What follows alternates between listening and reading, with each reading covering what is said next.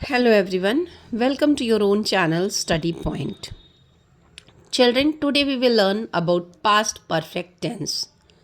In the series of tenses, today we will learn about past perfect tense. We have finished present tense, past tense में past indefinite, past continuous already we have learned. Now past perfect tense. अगर आपको इसके पहले के tenses देखने हैं, समझने हैं, तो प्लीज़ मेरे पिछले वीडियोस में जाएं. आपको सारे टेंसेस वहाँ पर अवेलेबल मिलेंगे. पास्ट परफेक्ट टेंस की पहचान क्या होती है? हिंदी में अगर सेंटेंसेस को सुने तो जो चुका था, चुके थे, चुकी थी जैसे वर्ड्स जिन सेंटेंसेस के एंड में होते हैं वो पास्ट परफेक्ट टेंस होते हैं. ठीक है.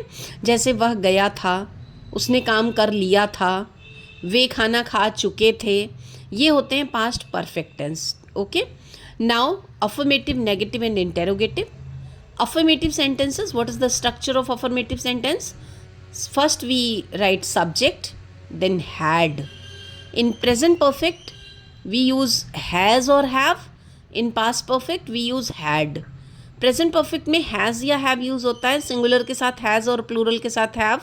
बट पास्ट परफेक्ट में हैड यूज़ होता है, चाहे सब्जेक्ट आपका सिंगुलर हो या प्लूरल हो, हमेशा हैड यूज़ होता है. Always use third form of the verb and then rest of the sentence. Like he, subject, had, done, third form of the verb, do, did, done. First form is do, second form did, third form done. He had done his work. Clear? Negative sentence. The structure of negative sentence, subject, then had not. Third form of the verb, rest of the sentence. Okay? He had not done his work. This is negative sentence. First subject, had not done his work. Done, third form of the verb. Clear? Next, interrogative. Interrogative यानी कि question. First we will write question word, then had, then subject. After that, third form of the verb, and then rest of the sentence. Okay? Like, had he done his work? What had he done. मैंने आपको इसके पहले tenses में भी बताया है, अगर sentence क्या से स्टार्ट हो रहा है तो हम क्या वर्ड की इंग्लिश नहीं लिखते हैं, और अगर क्या वाक्य के बीच में आया है या कोई और क्वेश्चन वर्ड है तो सबसे पहले क्वेश्चन वर्ड की इंग्लिश लिखी जाती है, फिर हैड आता है, then subject, then third form of the verb and then rest of the sentence. Okay. So क्या वह अपना काम कर चुका था, had he done his work. उसने क्या किया या उसने क्या किया था, what had he done. Okay. Now see some examples of past perfect tense. See, वे घर जा चुके हैं या थे.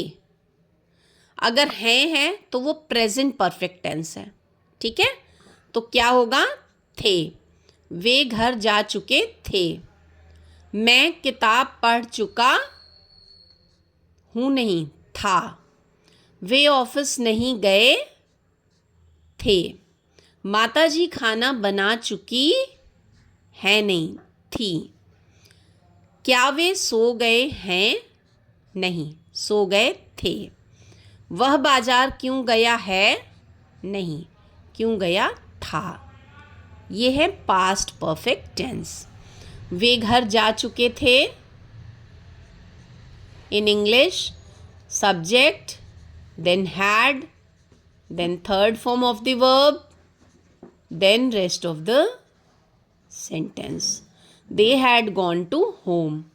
मैं किताब पढ़ चुका था. I had read the book. Way office नहीं गए थे. Negative sentence, they had not, third form of the verb, gone to the office. माताजी खाना बना चुकी थी. Mother had cooked the food. क्या वे सो गए थे? क्या वाक्य के शुरू में आया है? तो हैड से ही हमारा सेंटेंस स्टार्ट होगा। हैड दे, स्लीप का third form sleep, slept, slept. Had they slept? वह बाजार क्यों गया था? क्यों? सबसे पहले क्वेश्चन वर्ड की इंग्लिश आएगी। Why had he